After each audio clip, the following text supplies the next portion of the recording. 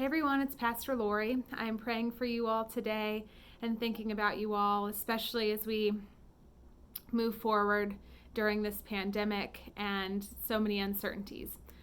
I invite you now to turn to Psalm 145 and take a moment and read it in its entirety. I'm not going to read the whole thing here, but I invite you to read Psalm 145, and then I want to talk about a couple of verses.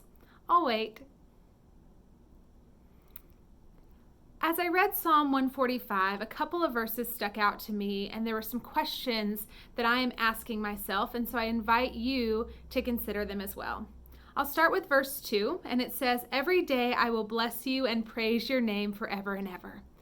So my question is, how are you blessing God today? How are you praising God's name, even in these uncertain times? How are you doing this? And then verse 4, "One generation shall laud your works to another and shall declare your mighty acts." How are your words and your actions declaring who God is and what God is doing even now to future generations? I know, obviously, I've been thinking about this a lot with Lydia being so young and in these years that she's absorbing everything like a sponge. So how, especially as we are not able to be with our church family as much as we would like, how are we passing on the love of God to the next generation? The next verse that I want to point to is verse 14, and it says, "The Lord upholds all who are falling and raises up all who are bowed down."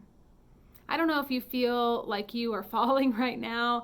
I don't know if you have come to the point where you are on your knees asking God to intervene, to act on your behalf. I just think that this is an important verse for us to lift up, and how God sees you and God knows you and loves you and understands you. And maybe this is not your situation, but maybe someone in your life needs to hear verse 14 today. The last verse I want to lift up is verse 21. "My mouth will speak the praise of the Lord." So my question is, how is it with your speech? How are you speaking? Is your speech praising God today? These have been some questions, like I said, that I've been asking myself, and I invite you to reflect on this psalm and see what questions come to mind for you. This psalm is full of reminders of God's goodness and God's love for us. And so I invite you to read this psalm. I hope that it gives you encouragement today and this week. I love you all. I miss you. I'll talk to you soon.